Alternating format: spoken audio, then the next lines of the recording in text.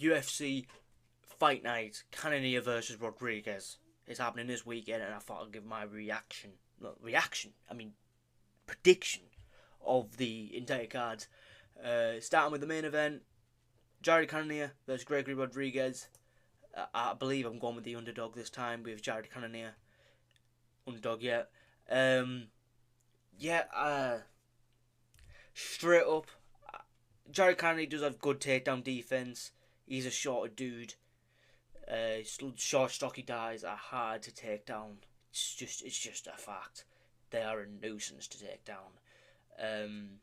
Gregory Rodrigues, he has good wrestling. I know he's a good wrestler. That's about it. His striking's all over the place. He stands very tall. Yeah, Jared has a good jabs. He had a very good fight. He was actually beating Imavov, who's just beating Izzy. So that tells you all you need to know. And maybe if he actually wanted to win against Izzy, maybe he could have won. You never know. I'm taking the piss, obviously, but yeah. I've got Jared Cannonier. He's got good takedown defense and good striking, and I think he'll finish him in the later rounds. To be honest, Gregory Rodrigues has fought no one of note. To be honest, in the rankings at all, nobody. Christian Leroy Duncan is outside the rankings. He's fought no one ranked. They're just boosting him up for literally no reason. Let me have a look at the odds. Can I not just say underdog, because I don't get these betting odds, I don't bet. But yeah, the issue might be though, yeah, Jared has the longer reach. It means he can just jab him, fucking come in, jab outside of range, and then come over the top of the right hand. He does have longer legs, so he can just kick at range, like an Izzy did. But his kicks are nothing that special, to be honest. Like, they're not like. He's pretty much just a wrestler with no striking, and obviously this works because you're at middleweight, and middleweight is shit. But yeah, I reckon Jared Cannonier is going to beat him and finish him, and I don't think it's even that close, to be honest. I think the first round he might actually get him down. Second round, and then we'll get him down once in the first round. Start struggling to keep him, he'll get up. Like, he has good get-ups too. He is powerful, so I do think he'll finish him in the later rounds.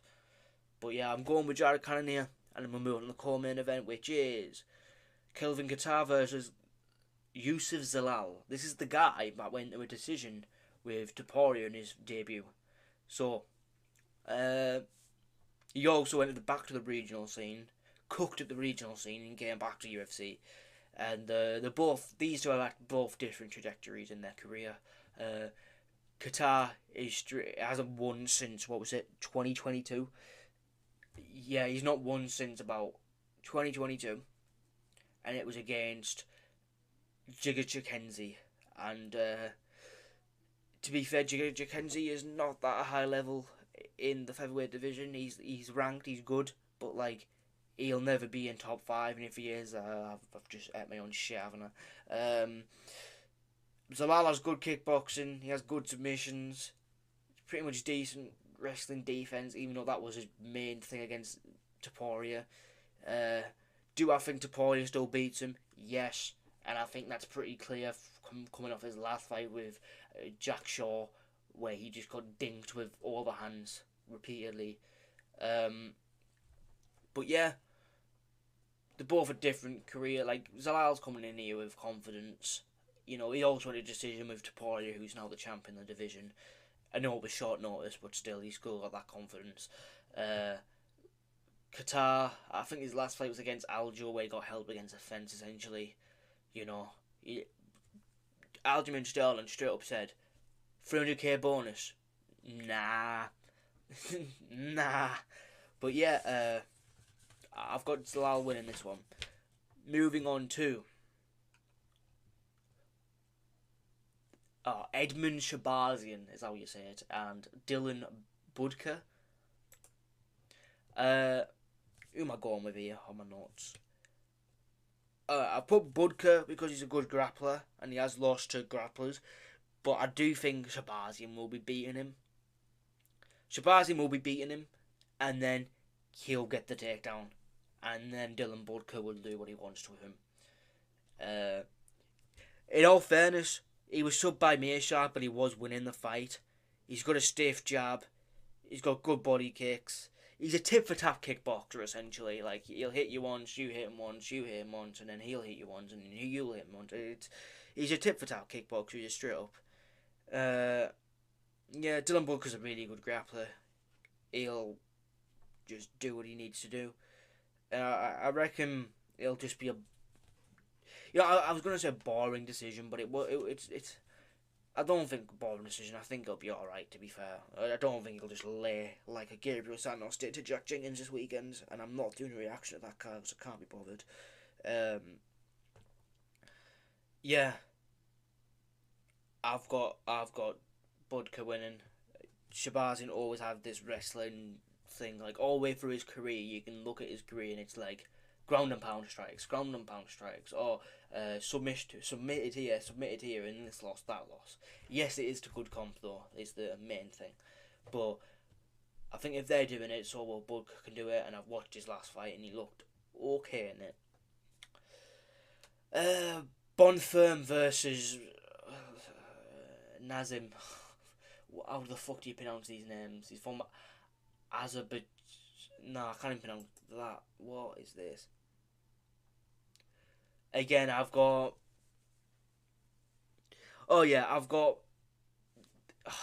Zamin winning, but his leg's gonna get fucking chewed to pieces. Zamin is actually a good prospect coming up and comer. He's got good pressure, fakes. He's a kickboxer too. He's got kickboxing a little bit like Faseev, but more kickboxing style, if you get me. More like tip for tap. Yeah. And obviously we know Bonfirm, just fucking a crazy guy, knocked out Terence McKinney. Good kicks, body shots, pressure blitz, all that type of stuff. Yeah, I'm going to go with Nazim Adsharov. I don't know how you pronounce that. I want a detailed breakdown how he pronounces fucking names on these cards. Yeah, he's a kickboxer, and he'll also have where's he from? Right, you're from Brazil. You're from the Middle East. Yeah, the Middle East always have them fucking like angry people. You know what I mean? So he'll definitely bring that anger into the fight. While he's just a Brazilian. As a Brazilian, you're either really fucking good or you're really shit. There's no in between. Yeah, we're moving on to the next fight. Rodolfo Vieira versus Andre Petroski. Oh, this one is a hard one to predict, I think. Oh, this is the one I remember. They're both wrestlers. It could be a striking fight. But I'm just going to choose this on credentials, which is never done well because I chose Tavares to beat Zhang Weili over credentials, and it did not good at all. She got dominated the entire fight, but I'm going to choose Vieira purely off credentials. Yeah. Let's have a look at the stats, see if there's anything I need to take note of. Both 6 foot, both same reach, pretty much same leg reach, yeah. Fuck's sake. I'll go with Vieira then. He's more credentialed in his wrestling, grappling. He's got medals. He also submitted Derek Brunson, in a grappling match, who was also a decent wrestler himself. Petroski's also got his he's also got his pressure. He's also got decent striking, which I've noticed. It's a hard one to predict, this one. I'm gonna go with Vieira off credentials and watch it be wrong. Conor Matthews and I can't pronounce these names, man. This is just the life of being dyslexic. All right, this might be a decent fight. So Matthews is a very low output striker. Let me just say that much. He's a southpaw. He's got calf kicks. He got KO'd in his last fight. Belgado, I think it is Belgado. Well-rounded, good striking, good grappling, pressure. Off my notes, I'm gonna go with Jose Belgado. and I think he's going to win. And I don't think it's going to be close whatsoever. Conor Matthews in his last fight pretty much just threw a jab cross every now and then and did really nothing with it. And Belgado is coming off the Dana White's Contender Series. So he could either be fighting a load of fucking cans, or he could be really fucking good and up and coming and could be a future champion. You never know with these fucking Dana White's Contender Series people. On the prelims, and I'm not predicting this. I'll go Angela Hill. She's ranked. Hang on. Oh yeah, she fought on the. I was wondering why the fuck the fight kits are different. She fought on the fucking Mexico card. Jared Gordon is on the card, and I didn't know he was on the card because on the Google it didn't say he was on the card. It said his fight got cancelled. Oh fuck. Are you gonna let me open the? Are you gonna let me open the? No, you're not gonna let me open the fight. It's probably been cancelled, but I'll go Jared Gordon because he's actually a good lightweight, and he did beat Paddy Pimblett, who's just beaten Bobby Green, and Jared Gordon should have also beaten Bobby Green before he just ran in the headbutt him. Yeah. I don't know nothing about this Caillou Fernandez. I don't even know if he's fought in the UFC. But like I said, on Google it says his fight got cancelled, so I didn't do predictions for it. We'll move on to Estevam. And I'm not going to lie, I thought it was Estevam Ribovic. And I did watch his fight thinking, oh yeah, this guy, he's going to be good because... it's Estevam Ribovic, and he had a really good fight on the Sevilla card. And then I realised, oh no, it's not even the fucking right guy, you fucking donkey. What have I put for this? Oh yeah, Rafael Estevam is actually a really good fighter. Let's go for it. So he's undefeated. He's a very up and comer. He's 5'8", so he's short. Hang on, this is flyweight. Never mind, he's tall. This fucking Jesus Christ over here. He's 5'4".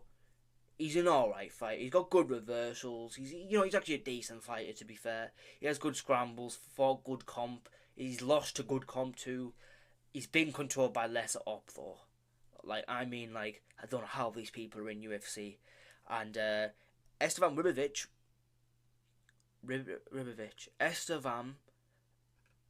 Rafael Estevam has beaten Charles Johnson, who's actually a pretty decent fighter. He's actually good. He's dominant too, this guy. He's got a lot of submissions on his record. A lot of them outside of UFC, but we'll act like that isn't a thing. He's a great grappler. I think Rafael Estevam is going to get this one done. He's a very good up-and-comer. I do think flyweight, he could be getting ranked soon. Could be. But I am seeing the old Venom short, so I am starting to think he's not as active. Yeah. So I'll be taking Estevam. What's the next fight on here? Gabriel Bontham versus Chaos Williams. A hard fight for me to choose. Again. Oh, is it? Oh, no, it's Chaos Williams. So, me trying to find this fucking guy's name, I didn't realise that his name is actually Chaos Williams. I thought it was a fucking nickname.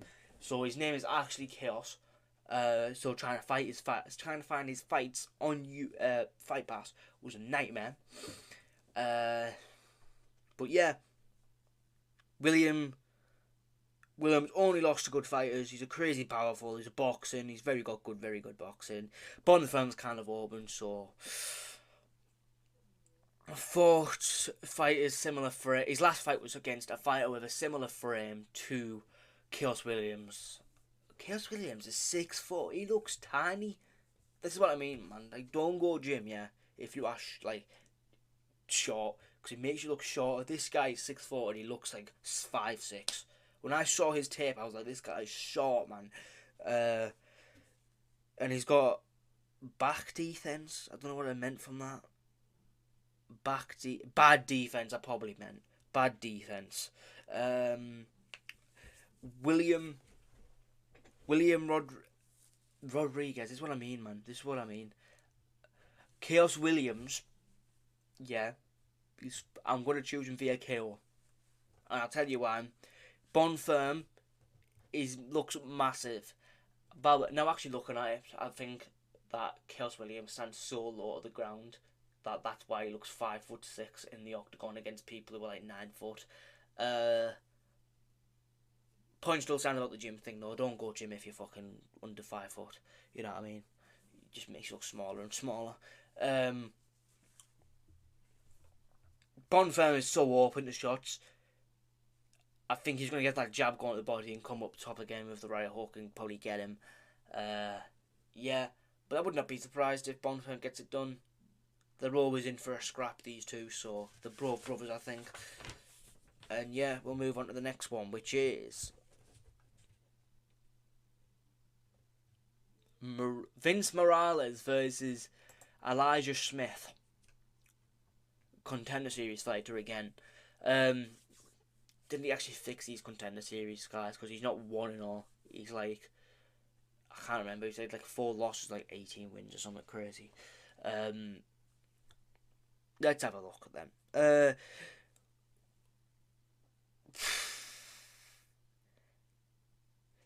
So Vince Morales, I was very unimpressed with his last performance. Literally just faked shots and did nothing. Just on the outside faking. I get you've been hurt, but you've got to throw something, at least a jab, or you at least try and look like you want to win the fight. You know what I'm saying? Throws nothing. I can only judge off your last fight, so I'm gonna have to go with Smith. But he is fighting for the Dana White Contender Series, so this could mean he's really fucking good or really fucking shit and been fighting bad comp. So we don't know. He did have a tight DAS in his last fight. This is Smith I'm talking about. The guy he fought in the Contender Series was pretty much just a brawler, but he was class to watch, to be fair. But I've got Smith winning this one purely off just Vince Morales just not looking that good in his last fight. But then we'll move on to the first fight of the entire card. Yeah, because we're not doing that one. Don'Tale Mayes versus Walter Walker. I am going with Walter Walker, I believe. But maybe Don'Tale Mayes can defend the takedown. Hang on, I swear this guy's 6'6". They're both 6'6". How does UFC find people who are so freakishly tall? Alexander Volkov is 6'8". What the fuck? But let me just do this. Walter Walker literally has 1 loss in his record. He's a good grappler. He's boring. He is boring. He just lays in your guard.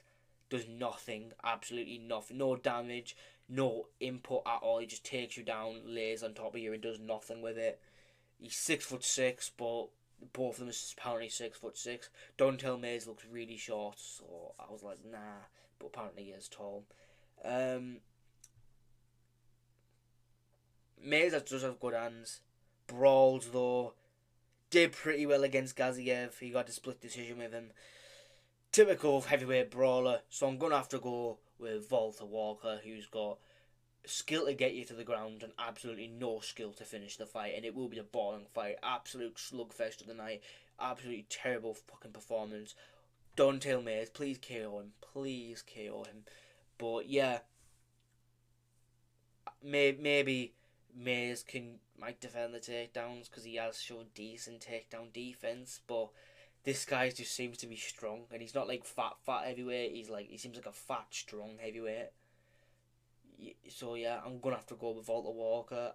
I will always want the other guy to win against Walter Walker because he's so boring to watch. I'd honestly rather watch grass grow. But yeah, I was trying to watch tape on this fight. I instantly was like, oh, let me watch Don'Tale Mayes. Oh, what, he got taken down by this fighter, and this fighter, and this fighter, and that fighter. Okay, I'm going to be choosing Walter Walker. But he did show decent takedown defense in them fights, so I would not be surprised if he gets it done. Next fight, which is Juliana Aval. I don't know. Juliana versus Cavalcanti.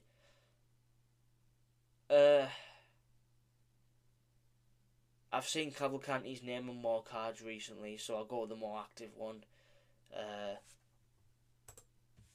What are the records? Oh, that literally tells me absolutely nothing. Right, who looks more like a man? Juliana Avi. I'm going with Juliana Avi. Yeah. Yeah. So far I've got Juliana Avi, Volta Walker, Elijah Smith, Chaos Williams, Rafael Estevam, Jared Gordon, but this fight has probably been cancelled. I'll go Angela Hill, Jose Belgado.